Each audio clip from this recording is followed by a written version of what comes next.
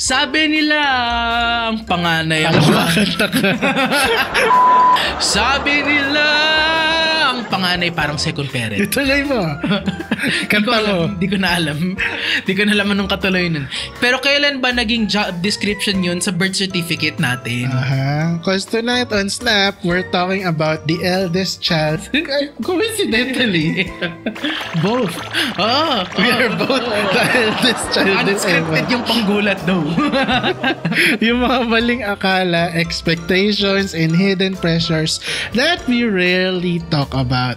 Especially in a Filipino or Asian household setting. Try mo sa European household. Tingnan natin.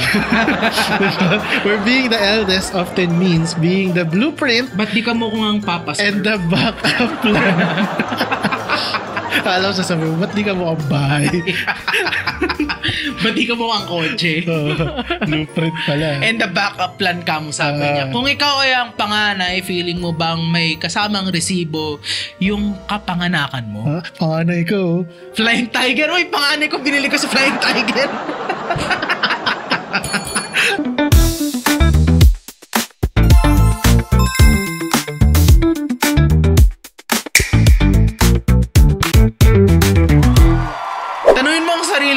Honestly, may double standard ba sa iyo? Huwag mo na isagot. Don't answer that. Kukunin ko ng mic ko tayo. Magbabasa tayo ng mga questions na super spicy. Hi, Stephen and RG. I'm the eldest of 4 siblings and ever since I can remember, this is coming from Mark Anthony R. Right. Di ko na kanalimutan. Ginawa ko lang intro na yung first sentence niya. And I've always been the default adult when my parents weren't around. Tipong ako ang taga-bantay, taga-salo ng away, taga-sagot ng school issues. Diba school problem? Diba homework? But school issues? Nag-level up ka na, boy. Even when I was just a kid myself. Ngayon na ako'y tumanda at sila din ay tumanda, parang automatic na ako raw ang mag-aalaga kasi ako ang panganay. I get the whole na utang na loob thing, but isn't it unfair na parang life plan ko na rin naka-assign without my consent? Wala pa tong arranged marriage, Wala pa tong wala pa tong pamana. Gusto ko lang itanong, why is it always expected na ang panganay magiging second parent and retirement plan? Gusto ko lang mag-comment dun. Tingin ko yung taga-sagot sa school issues, hindi talagang school issues, hindi siya homework. Bakit? May mga ganun ng klase dati na dahil sila yung panganay, bahala sila. Kapag pinatawag ng principal o ng teacher, hindi ka nasasamahan ng magulang mo. So pag nanuntok ako bahala ka. Bahala ka humarap doon sa magulang ng sinuntok mo. Yung kapatid ko tama Ganun.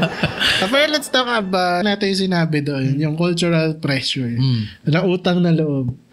I don't even like it. Sa totoo lang. I mean, sure, but I don't practice it. Yun yung tinatanong nila Sa ibang bansa ba may utang na loob? Wala. I do you something, pay it forward. Actually, yun yung kultura. Pay it forward. Ako, like, libre kita ng kape. Libre mo yung kasunod mo ng kape. Wag mo na ako libre. But think about me when you do. Tama. Hindi yun dahil... Make it the motivation pala. Ano ba utang na loob? Basically, it's you scratch my back, I scratch yours. Parang ganon. Hindi. That's favors. Yung utang na loob is parang you're indebted to them emotionally indebted. Yes. So kahit abusuhin ka na nila dahil may ginawa silang mabuti sa...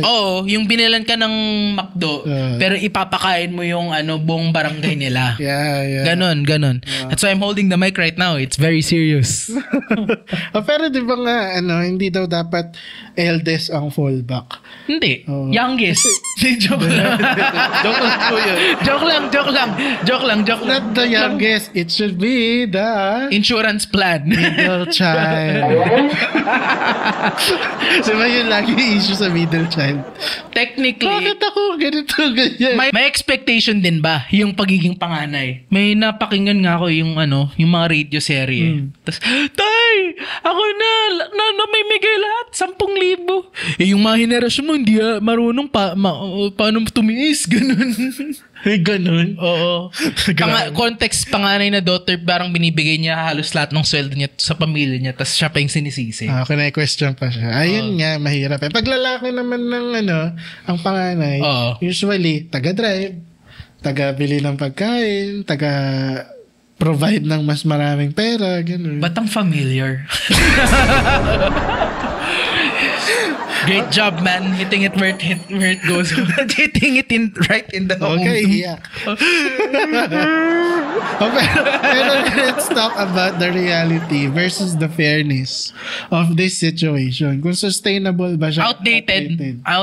Clearly, it's outdated. If obligado ka sumuporta sa magulang mo or sa pamilya mo, let it be out of conviction, not compulsion. I just quoted a specific organization for that one. Hindi naman kasi porket ikaw yung panganay. Ikaw yung provide sa lahat. Tsaka bakit yung i-criminalize yung kung hindi yung provide? Paano ko yung magulang niya? Abusado. Diba? Butangera. Hindi. Yung isa pa. Lahat na. Ba't mo sisisihin ng magulang? Sila yung nagdala ng responsibilidad para magkaanak. Yeah. Ginawa nilang 5 para lalo silang mabuhay. Yeah. Para 5 yung retirement plan nila. Parang bumili ka ng Sun Life at Manulife. The only difference, mga totoong tao na yung pinili mong insurance plan. Yung ginawa mong insurance plan. Survive ka. Oo. Kaya masasabi lang namin dito is, ang dami na nasabi. Oo. It's your firstborns are not your retirement. Or any of your borns are not your retirement. Actually, kahit hindi lang retirement plan yung even during na you're still able as a parent, hindi siya ang iyong plan para umangat sa buhay. Ngayon, kung gusto ibigay sa'yo yun ng anak mo, magpasalamat ka. Because they truly care for you. It means, naging mabuti kang magulang. Kaya gusto kang pasalamatan ng anak mo. Ngayon, kung nagtataka ka, bakit lahat sila palayo? Sandali lang. Tanungin mo yung sarili mo. Baka look straight in the mirror. Or whatever. And start asking because you want him to know. I'm standing at the man at the mirror. Kantayin mo na, sige na. Joke lang. Let's read the second question. It's from Angelica May S. Ako lang yung in-address nito. Hello, RG. Sige. Alis. Bye. Hello, RG. I'm writing kasi I feel like being the eldest daughter comes with this weird silent contract. Paano mo na alam ako yung eldest child? De joke lang. I was never the smartest. Same, or the loudest, but growing up, I was always told to be the role model. So kahit pagod na ako or struggling mentally, I still had to show up and be strong. Kasi daw, di pwedeng makita ako ng mga kapatid ko na mahina. Pero bakit ganun? Being panganay doesn't mean I'm not human. Am I wrong for feeling na I was forced to grow up faster than I was ready for? Unang-una, relate. Kasi mahabang kwento na lang. Never mind. Wag na. It deserves an episode. Basta relate. Kasi I've always had the feeling na I grew up too fast. Kasi yung buong buhay ko maraming key point yan Yung pasok ko to senior high to college, kailan may scholarship. In the middle of college, which was right in the middle of pandemic din, I was working remote jobs. Nung medyo na ng pandemic, I was doing internships na on-site kahit totoo lang may comorbs yung mga family members ko. Kaya gets when you say na man, you're forced to grow up fast. Sa totoo lang, kaya I make up with it by, buying childish things, doing childish things. Inner child. Balik tayo sa pinakaunang mga snap. Pero that's a common misconception for the firstborn na siya ang natural leader. When in fact, that person also has feelings. So, baka nga natural leader ka, pero even natural leaders do have their limits. This is a very common scenario din sa Philippines.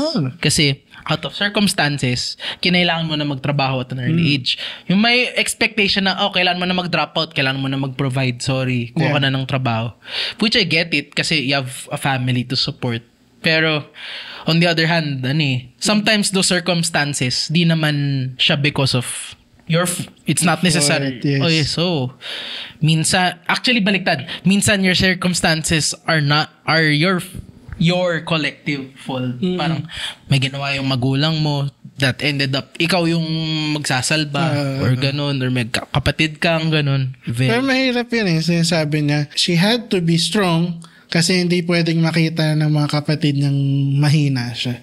Yun yung isa sa mahirap na when your childhood is cut short, you need to suppress your emotions. Oh. Because you need to either continue to work, or just go with the flow. Don't care about your emotions. Kaya ang deadly, totoo lang, ang lethal maging panganay na masurpress ka. Tas into adulthood, pwede, dahil adult ka na, you're open to many coping mechanisms such as drinking, alcohol, or drunk driving, or driving under the influence. Yeah. Or other illicit substances or acts. Kaya correct. deadly, totoo lang, being a panganay should be number 1 sa mga listahan ng things that can kill sa Pilipinas.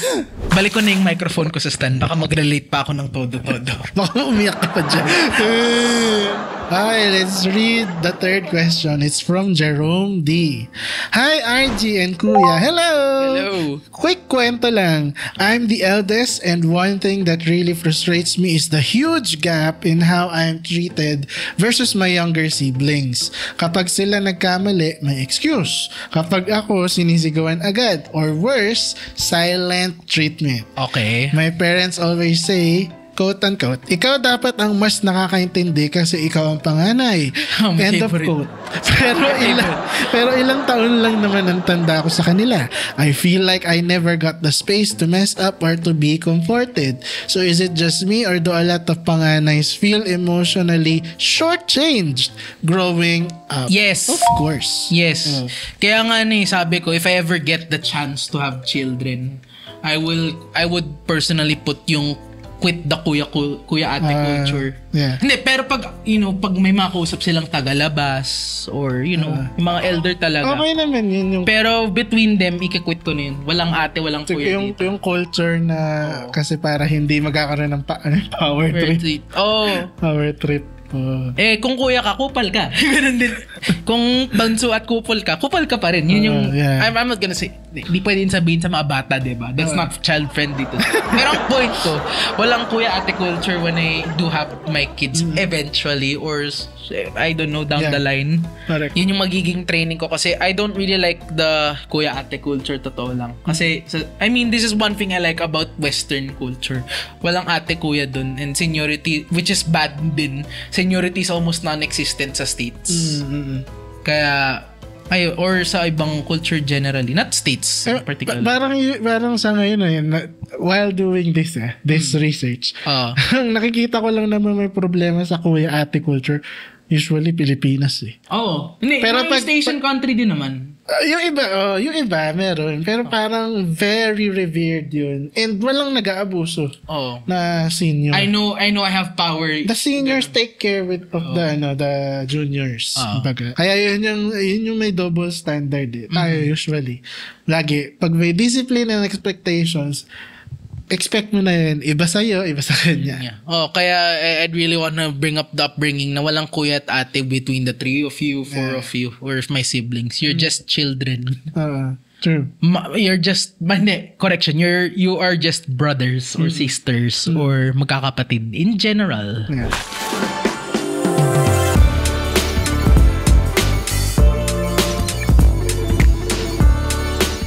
So ano ba natutunan natin sa tatlong Wala. Diba? Alam namin mabigat yan. Kami naging therapist nyo, wala kaming natutunan. For all the panganays who didn't ask to be the family's backup adult. Me teacher, me. We understand. Teacher me. Sabi nga nila yung mga panganays are naturally mature. Pero totoo niyan na we get blamed first, corrected first, and learn to stay quiet first. Kaya totoo lang.